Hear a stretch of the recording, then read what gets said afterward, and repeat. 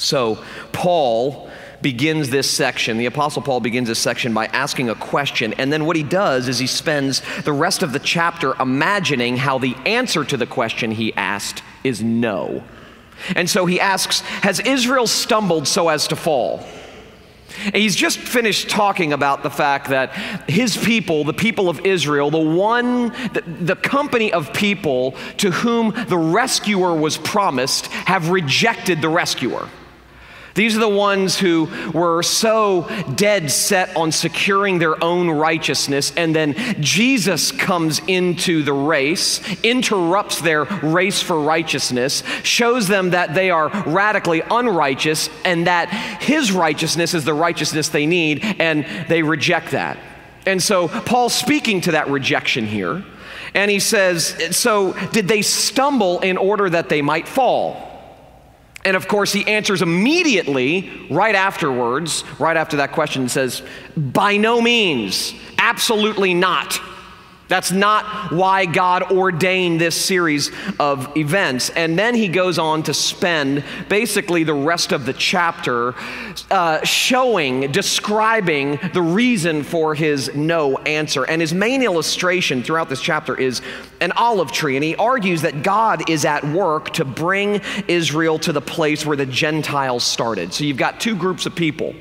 You know, you've got, in a sense, the good people, the people to whom all of God's promises were given, to whom God's law was given. These are the churched people. These are the religious people. These are the good people. And then you have over here the Gentiles. These are people who the promises of God were not given back in the Old Testament. These are the outside the church people. These are kind of the immoral people, the bad people, so to speak. And so Paul says here, Israel has disbelieved for a reason. And then he goes on to explain what that reason is. And his main illustration, as I mentioned, is an olive tree. And he argues that God is at work to bring Israel to the place where the Gentiles started. And that is the low ground, the cut-off place.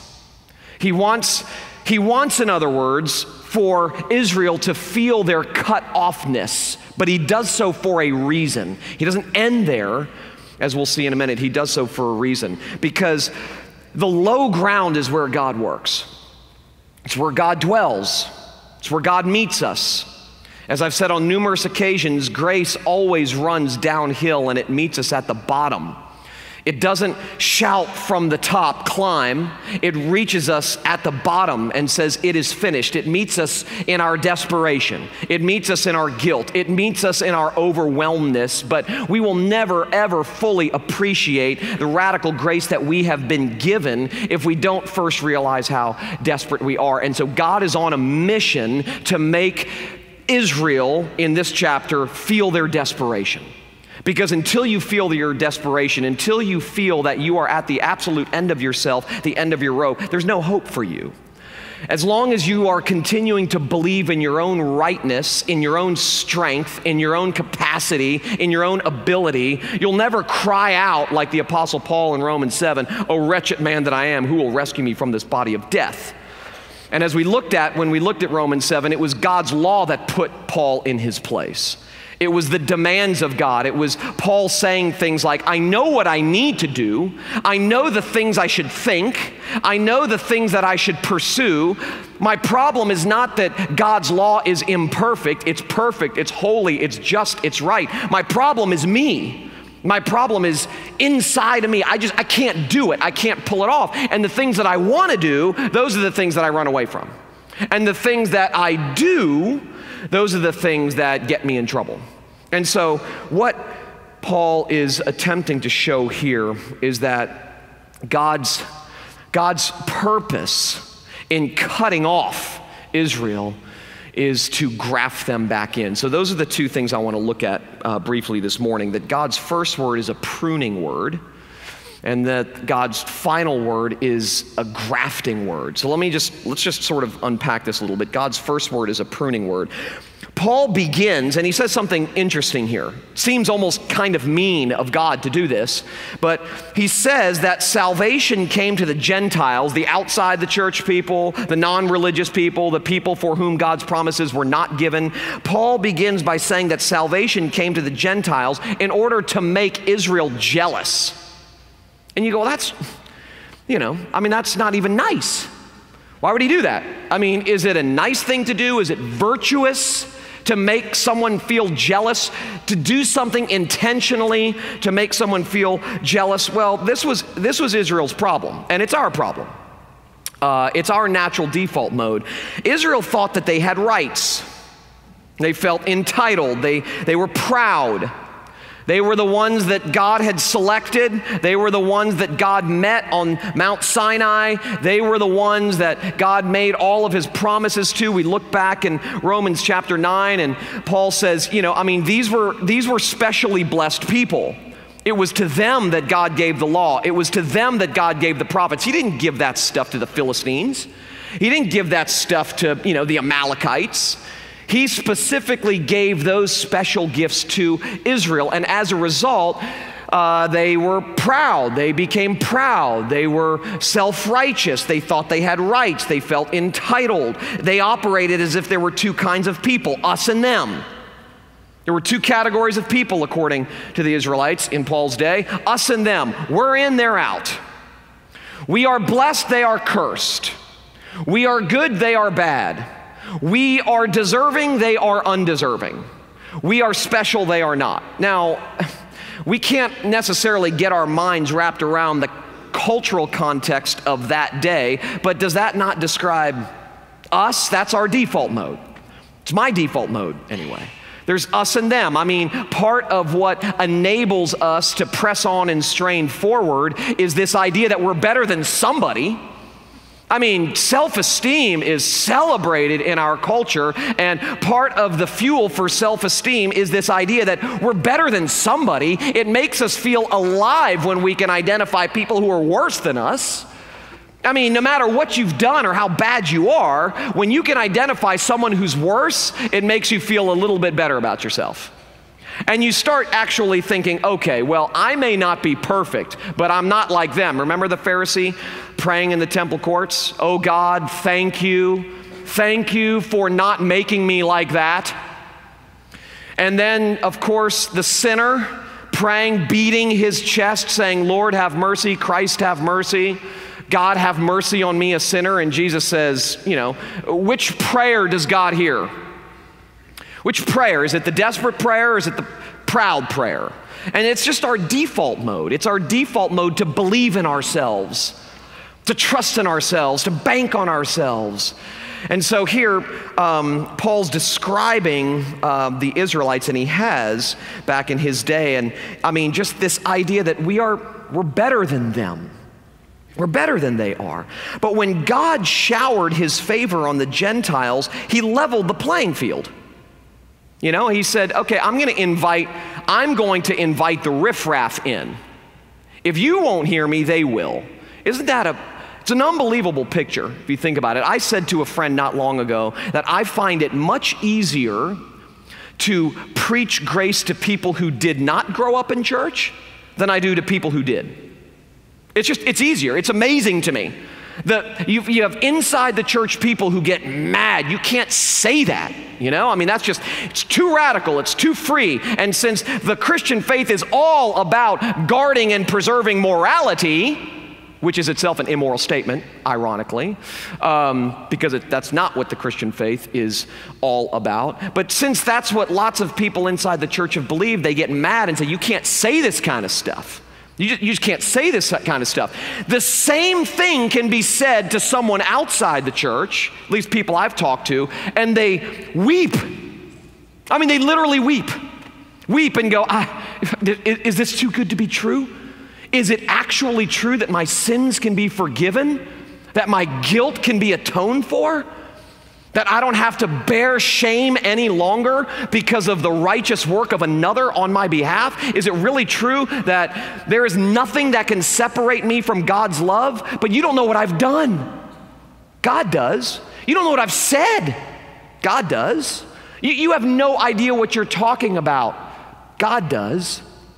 And he meets our sin with his forgiveness 70 times 7. Well, I say that kind of stuff to, people outside the church and invite them to believe, and they weep. You say that same kind of thing to people inside the church oftentimes, and they rage. They rage. Always pushback, always. Not always, but lots of the time. And so here we have this unbelievable picture. God is promiscuous in his distribution of love and grace and invites the riffraff in. And what does it do to the people inside? They get jealous. Wait a second, you're ruining our whole system here. I mean, I've been living my life believing, trusting, banking on the fact that I'm better than them, that we are better than them. And now you're leveling the playing field by giving them the same rights and privileges and invitation that you've given us. Who are we anymore if we're not better than them? It's amazing how quickly we can build our identity on being better than someone.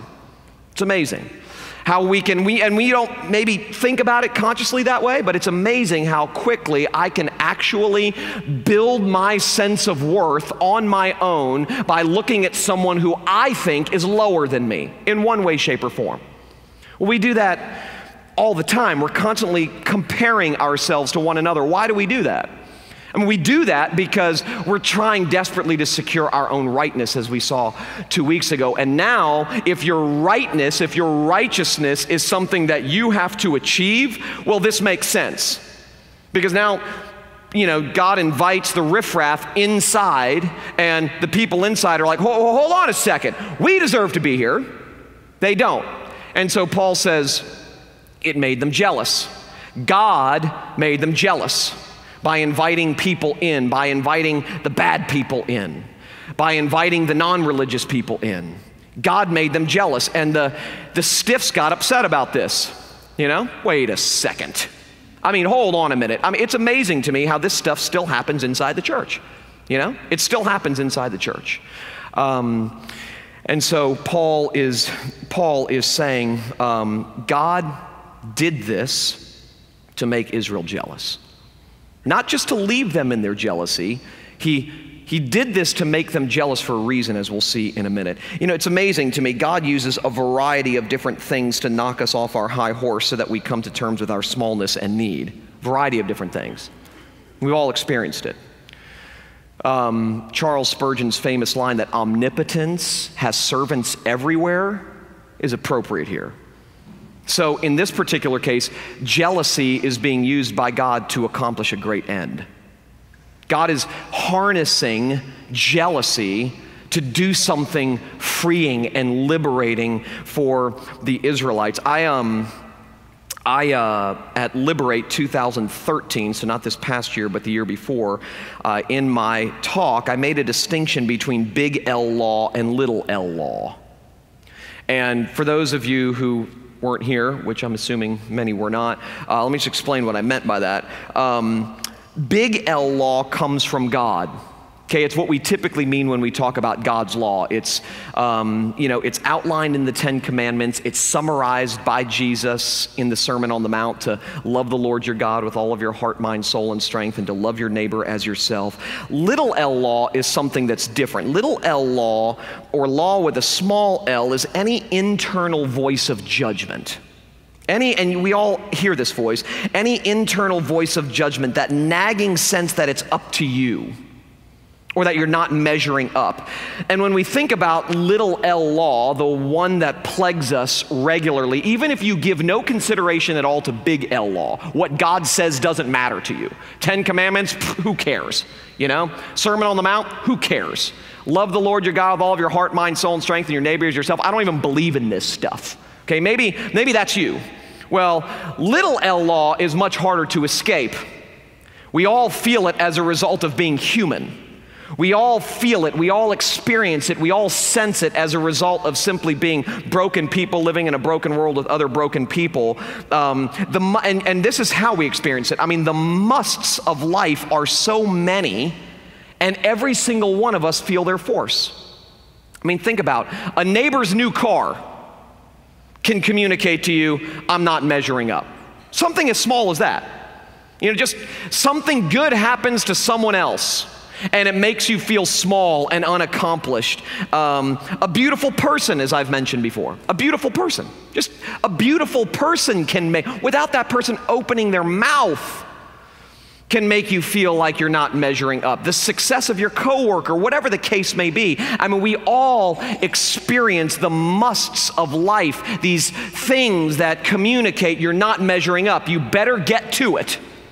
You better do more, and you better try harder because you're falling behind. I mean, if you have a son or a daughter that's going off the deep end or giving you a hard time, well, and your friends have a son or a daughter the same age, and they graduated at the top of their class, and they're doing remarkably well, and you know, they're off to college, and they love Jesus, and all of that stuff. That in and of it, that reality in and of itself can feel like judgment on you. What did we do wrong? I mean, what could we have done differently? All of those things are things that we feel. You're going through, you know, a painful divorce, and you can't really understand why it is that the people who know you and love you, who are married, seem to have it together and you don't.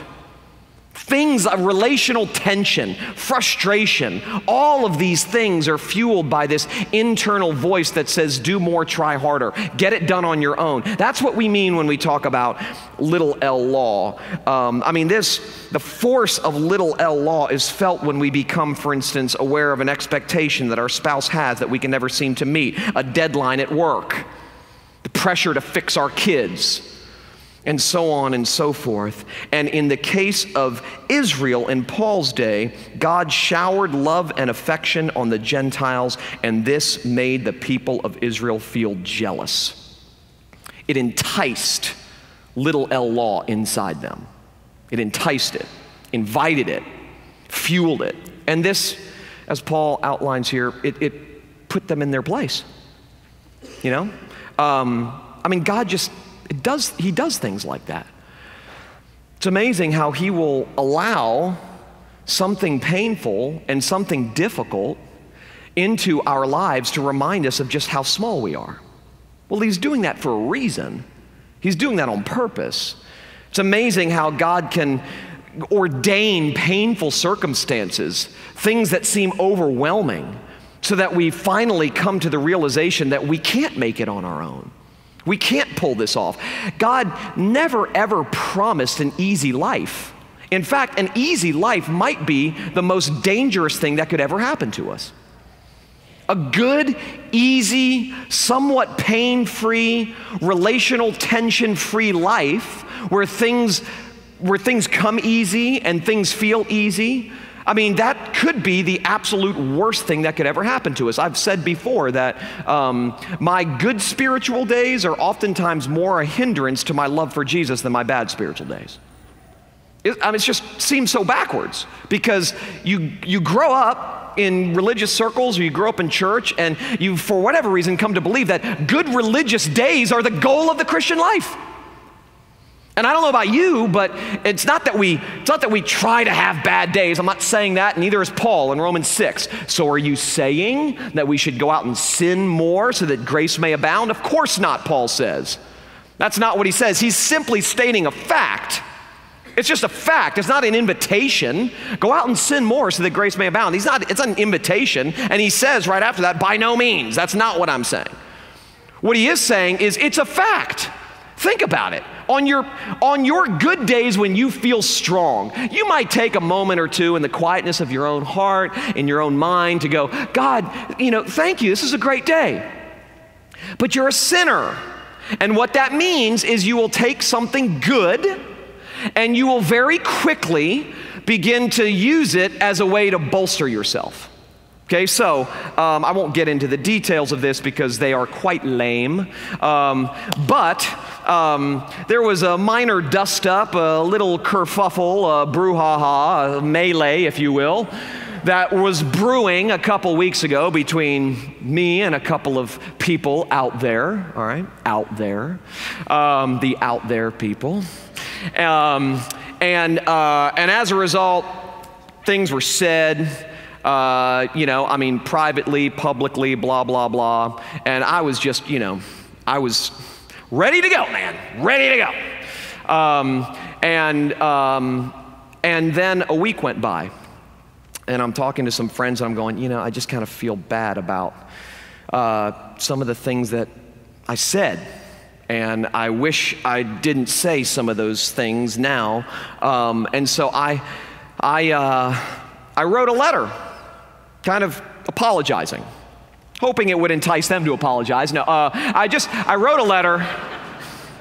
I wrote a letter confessing sins that I did not commit. No, I'm just kidding. I wrote a letter apologizing. I cried as I wrote it, literally. Felt phenomenal to write it. It's like Jesus was saying, stand down. Just stand down. I got this, all right? You don't need to fight for yourself. It's what I do. You don't need to defend yourself. You are unburdened of the pressure to defend yourself. I don't care what kind of injustice you have or will experience. Let me fight for you. I already have, and I promise I'll do it again. And so I write this thing, and I'm crying as I write it. It feels like a ton of bricks is being lifted off my shoulders. And I'm actually, for even just a few moments, believing what I actually preach. Believing it. Because Jesus won for me, I'm free to lose. And no sooner did I publish that thing, and it went, because everyone's paying attention to this little brouhaha. And an hour went by, an hour. I started feeling proud of myself. It was unbelievable, unbelievable. It was like, you really did a good thing, You stood up, you were a man, you did the right thing, you took the high road. Good for you. Good job. Great job. You heaped burning coals on their heads, Who doesn't love doing that from time to time? But literally. And I'm going, hold on a second. This is how twisted our hearts are. Yours too, by the way, okay? This is how twisted our hearts are. Even when we do something good, we begin to believe that we are good. And believing that we are good is the worst thing that can happen to us. So that's what I mean when I say, are not our good spiritual days sometimes a greater hindrance to love for Jesus than our bad spiritual days? I don't know about you, but I have felt closest to Jesus when I've been feeling the weakest, the most desperate. Well, that's the goal. I told that story before about that pastor who on his deathbed said to his wife, I'm absolutely certain, this is the sort of just ironic, I'm absolutely certain that I'm going to heaven because I cannot remember one good work I've ever done. Isn't that just so counterintuitive? What he meant by that was, I know that nothing in my hand I bring, simply to thy cross I cling. Naked come to him for dress. Foul I to the fountain fly. That's what he was saying. Not that he didn't do anything that helped people or that, God wasn't pleased with the things that he did or anything like that. It was just this idea that even the good works I did needed something in them to be pardoned, and there is a pardoner. And that's how I'm getting in.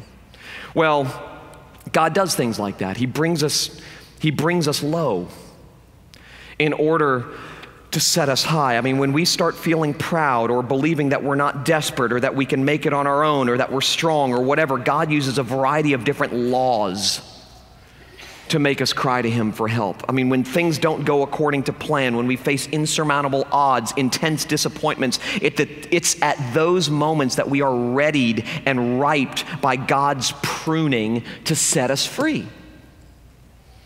And that's what God's doing here with Israel. He invites the riffraff in to make them jealous, to entice jealousy even, to entice it, to make them feel unimportant, small, non-special. But he does it for a reason, and this is God's final word. If his first word is a pruning word, his final word is a grafting word. And this is good news for all of us. God brings Israel low to accomplish two things that Paul makes clear here. To extend salvation to the Gentiles, unbelievable, to the ends of the earth, and then, amazingly, to save Israel. So look at verse 32. This really is the turning point. Verse 32 of chapter 11. Paul writes, "For God has consigned all to disobedience, brought them low, showed them their sin. God has consigned all to disobedience that he may have mercy on all." What a beautiful verse. God's first word is not his final word. God's first act is not his final act on behalf of sinners. And so he says that God brings Israel low to save Israel. God doesn't use his liberal love of the Gentiles to get Israel jealous for no reason. He does it for a reason. And verse 32 sums up God's two words incredibly. First, God has consigned all men to disobedience. He cuts them down to size. And you know this to be true. We get this from Paul's words in Romans 7. The words that we all feel. I can't do it. I want to, but I can't. And the very things I know I should not do, those are the things that I do. Who in this room has not felt consigned to disobedience? Consigned to it. I can't make it. I can't do the right thing. And the interesting thing is, there are two different kinds of people. There are the kinds of people who go, I've never been able to keep a rule in my life. That's like me, all right? And then there are people like you who are like, I've kept every rule I've ever been given, you know? I've dotted every I, I've crossed every T. Well, who's in a better spot? We're both in bad spots. Rule breakers go to hell, okay? So I'm in trouble. Rule keepers are proud. Which consigns them to hell? Well, they're in trouble too. We're all in trouble. I mean, literally, you go back to Romans chapter 3, and what does Paul say? I mean, everyone's in trouble. I mean, religious people, non-religious people, rule breakers, rule keepers, moral people, immoral people, all have sinned and fallen short of the glory of God. No one's in a good spot with God. No one. There was one who was in a good spot with God. One who came and took care of the problem for all of us who were in a bad spot with God. That's what this whole thing is about. And so what we sense inside is this consignment to disobedience, this consignment to smallness, this inability to do what we know we ought to do. But that's not the end. That's just the bad news that gets totally overwhelmed by the good news. Okay, because God breaks us down so that he might raise us up and set us free. As I've said before, God's office is at the end of our rope. It's what my friend John Zoll says. God's office is at the end of our rope. I mentioned earlier, God's grace is always running downhill, not upstream. Always. And God prunes the Israelites from the tree of his family so that they join the Gentiles lying in the brush heap on the ground, and that's when God gets down to his real work. That's when, in Job, when Job, who's this righteous, Job chapter 1 verses 1 to 5 explain Job to be a righteous man, a rich man, a man of great reputation, a moral man, a religious man, all of these things. And then God allows great tragedy and suffering to take place in Job's life, where he basically takes everything away. His health, his wealth, his family, even his friends. And Job feels alone, defeated, depleted, absolutely desperate and despairing, going back and forth with God, trying to figure out why this has happened to me. Why has this happened to me? God never, by the way, tells him, never, get to the end of the book, God never ever explained to him why he went through what he went through. It's ironic to me that, explanations are a substitute for trust. That's why God doesn't always give them to us. I mean, that's why he just doesn't always give us the answers to our questions. Because, and explanations, if God would have explained to Job, well, you know, this is what happened. You see, the devil came to me and he wanted to test you and I wanted to vindicate me and I wanted to show him that you're the real deal, and so I let him do these things, blah, blah, blah. Would that have brought Job's family back? We oftentimes want an explanation for what we're experiencing from God, from others, because underneath our desire for an explanation is this false idea that an explanation will relieve the pain. Explanations don't have the power to relieve pain and set us free. And so Job experiences all of this stuff, and then he gets to the end, and what does he say? I love this verse. What does he say? He says, "Before my ears had heard of you, but now my eyes have seen you." How does someone go from hearing to seeing? Desperation. There's no way. There's no way. Whenever I hear religious people fighting about the need to sort of tame the radicality of God's love and grace, or to rein it in because morality is the end goal, and I don't believe that preaching that stuff will make people moral. That stuff won't keep my kid from smoking weed, so don't say it, okay? I mean, whenever I hear that, you know the first thought that goes through my mind? First thought that goes through my mind, an instant diagnosis happens. And I go, the person hasn't suffered yet. They haven't been brought so low to where they finally see that the only way out is up. It hasn't happened yet. Do it gently, God, in their lives, but do it. Because what we find throughout the Bible, what we find here, what we find in Job and in many other places, is that you can't go from hearing to seeing, from the gospel being a theological category to a functional lifeline. You can't go from here to there unless you have experienced some significant smallness in your life. Brokenness, desperation.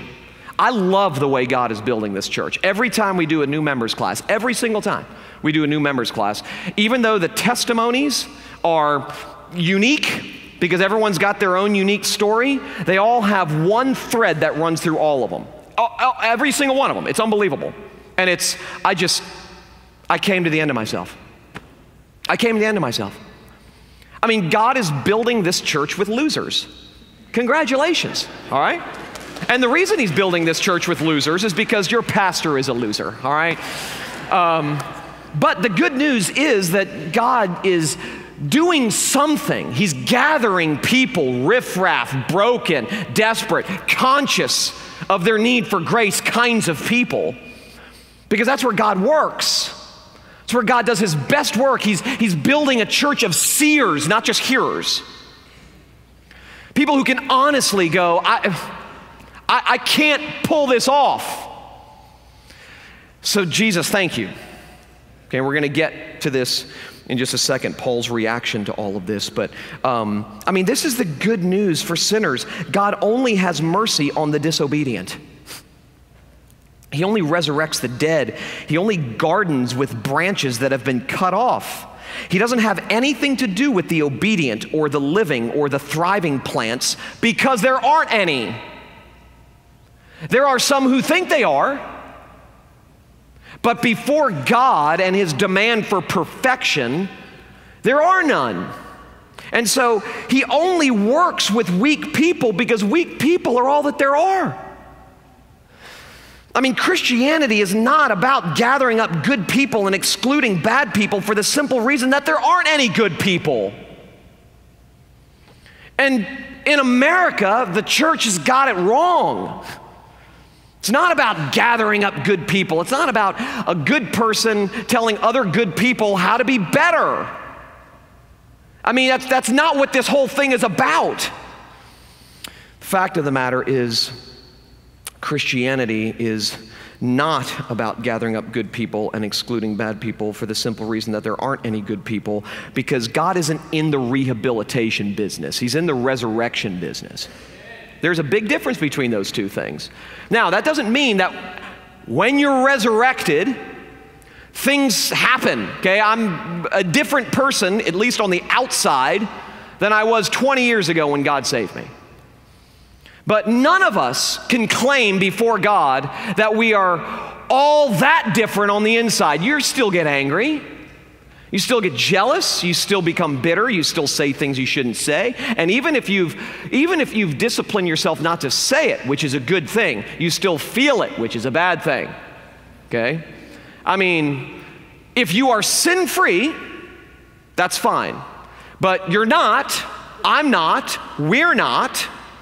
And as a result, we can take great hope in the fact that God's primary work is not rehabilitation, it's resurrection. It's resurrection, that mercy is his heart. It is who he is.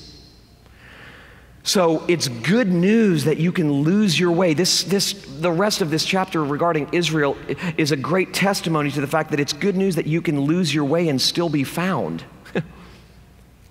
Nobody is too lost for God. Nobody, listen to me, nobody is too lost for God.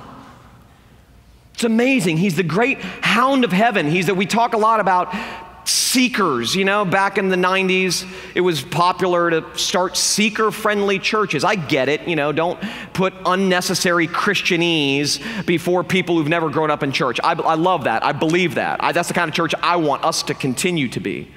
But it kind of missed the point that we're not seeking God. None of us seek God, Romans chapter 3 says.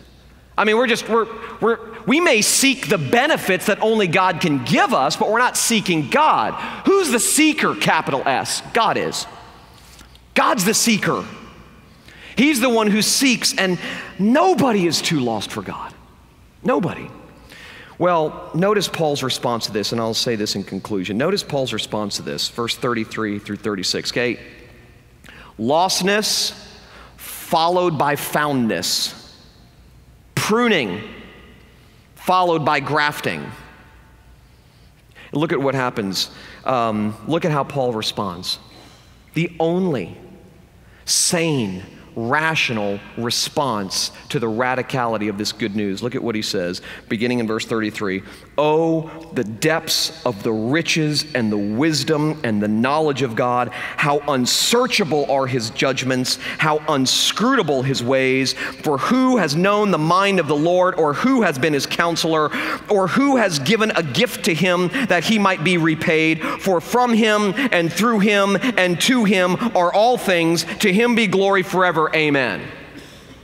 He breaks out in this doxological declaration. I mean, on his face, it's true. It's true. And what's the only response to this kind of mind-blowing, paradigm-shattering truth? What's the only response? Falling on your face and going, thank you. That's it. You want there to be an application to the sermon? Just fall on your face. Thank you. This kind of theology dictates worship, praise, just admiration. The radical gospel overwhelms, it lightens, and it sends you soaring, and it takes you so high that everything else looks small in comparison. Now, does that lead to a licentious, law-breaking life? I want to tell you, I want to read something to you that I wrote, and I'm going to conclude with this. And I wrote this after a radio interview where I was being interviewed, but the interviewer told me this story before we actually went on the air. He was a camp counselor one summer, and one of his responsibilities was to go around with another counselor and check the cabins every morning while the students were at breakfast. And in order to motivate them to keep their cabins clean. I've been in this situation before. It's terrible. Okay, it's terrible. In order to motivate them to keep their cabins clean, awards were given at the morning assembly to the students who had the cleanest cabin. Okay, you get a star, Snickers at the gift shop, whatever. Okay, so one morning, and I'll start reading here. One morning, the counselors walked into one of the cabins only to discover that it had been intentionally trashed. The students thought it would be funny to break the law and do the exact opposite of what they had been asked to do. Clothes everywhere, food all over the floor, words written on the bathroom mirrors with soap, wet towels balled up in every corner. The place is a complete disaster. It's like my son's room. Except he's not doing it intentionally. So the two counselors walk in. They're they're speechless. I mean, they're just, it totally trashed. And the one looked at the other and asked, "What should we do?" And after pausing for a moment, the guy who was interviewing me finally answered, "Let's clean it up." And his buddy looked at him like he was crazy. "Clean it up? Are you kidding? These punks need to be punished. I'm not cleaning up their mess." The other one said, "Well, I'm going to clean it up, and by the time I'm done with it, these kids will win the award today for the cleanest cabin." After some moaning and groaning, his buddy finally decided to help him. They cleaned the whole cabin while the students were at breakfast. They picked up and folded all the clothes, scrubbed all the soap off the bathroom mirrors, vacuumed up all the food, made all the beds, hung all the wet towels up to dry on the clothesline right outside the cabin. Then they left without saying a word to anyone. Not a word. When the students came back from breakfast thinking they had pulled off a great prank, they couldn't believe their eyes. They were the ones who were now speechless. They initially thought they were now going to be in double trouble. They sheepishly made their way to the morning assembly. When the award for the cleanest cabin was announced and they won, they couldn't believe it. Instead of being punished, they were rewarded. They all found the two counselors who had cleaned up their wrecked room and begged for forgiveness. And according to the guy who was interviewing me, those boys kept the cleanest cabin for the rest of the week. What those boys experienced was what theologians call double imputation. Not only did someone else bear their punishment, having to clean up the miserable mess they made, but they were rewarded for someone else's righteousness. As my friend Scotty Smith recently said, the gospel isn't merely the absence of all condemnation, it's also the fullness of God's delight lavished on us in Christ.